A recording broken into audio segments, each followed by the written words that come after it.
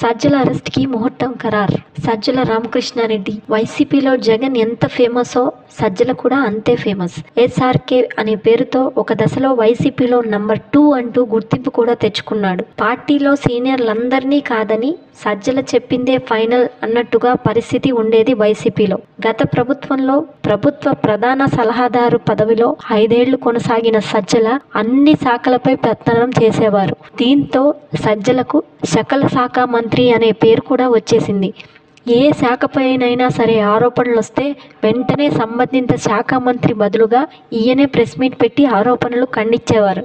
అలాగే ఏ సమస్య అయినా సరే ముందుగా సజ్జలకే వివరించాలి, ఆయనే పరిష్కరించాలి. అది ఉద్యోగులదైనా, పార్టీ నేతల మధ్య విభేదాలైనా, పార్టీలో టికెట్ల కేటాయింపు అయినా సరే అంతా సజ్జల కంట్రోల్లోనే నడిచింది. వైసీపీ ఓటమికి ప్రధాన కారణం సజ్జల అని పార్టీ నేతలు బహిరంగంగానే విమర్శించినప్పటికీ మరోసారి పార్టీ కోఆర్డినేటర్ పదవిని సజ్జలకే కట్టబెట్టారు జగన్. ఏపీలో వైసీపీ హయాంలో అధికారం అడ్డు పెట్టుకుని నోరు పారేసుకున్న నేతలందరూ వరుసగా అరెస్ట్ అవుతున్నారు. ఇప్పటికే బోరగడ్డ అనిల్, నందిగామ సురేష్, వల్లభనేని వంశీ, పోసాని కృష్ణమురళి వంటి నేతలు అరెస్ట్ అయ్యారు. నోటి దూలతో విరుచుకుపడిన పోసాని అరెస్టు తర్వాత అందరి దృష్టి ఇప్పుడు నెక్స్ట్ ఎవరు అనే చర్చే జరుగుతుంది. అధికారంలో ఉన్నప్పుడు చంద్రబాబు, లోకేష్, పవన్ కళ్యాణ్ పై రాయడానికి, వినడానికి కూడా వీలు కాని పదాలతో రెచ్చిపోయిన కొందరు వైసీపీ నేతలు కూటమి అధికారంలోకి వచ్చిన తర్వాత ఒక్కొక్కరి పాపం పండుతుంది.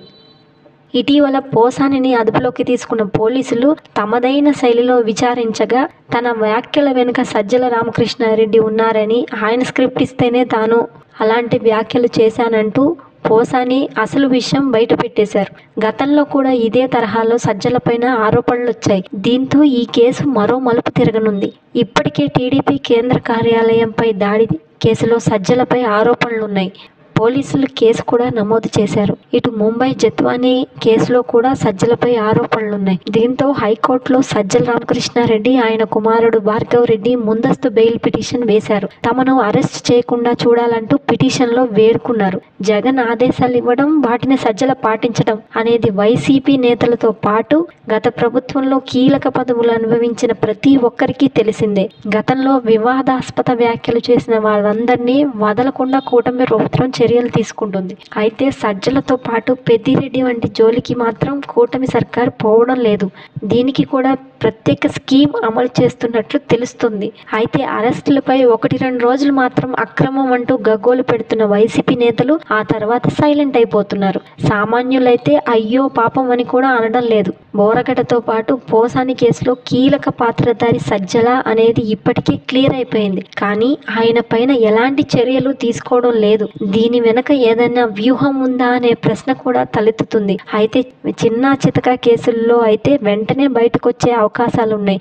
అదే కొడితే ఏనుగు కుంభస్థలాన్ని కొట్టాలి అనే సామెత మాదిరి కొడితే సజ్జల మైండ్ బ్లాక్ అయ్యేలా కూటమి ప్లాన్ చేస్తుందా అనే ప్రశ్న కూడా వినిపిస్తుంది. మరి YCP number 2 coordinator, ring leader, సకల శాఖ మంత్రి అరెస్టు ఎప్పుడు అనే ప్రశ్న ప్రస్తుతం పొలిటికల్ సర్కిల్లో హాట్ టాపిక్ గా మారింది.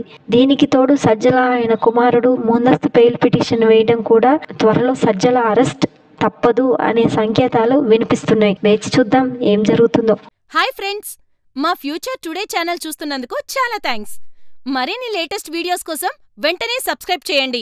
అలాగే ఈ బెల్ ని కూడా రింగ్ చేసేయండి. మా లేటెస్ట్ వీడియోస్ నోటిఫికేషన్స్ అన్నీ మీ మొబైల్లో వస్తాయి. మా వీడియోస్ మీకు నచ్చితే లైక్ చేయండి, షేర్ చేయండి, నచ్చకపోతే కామెంట్ చేయండి.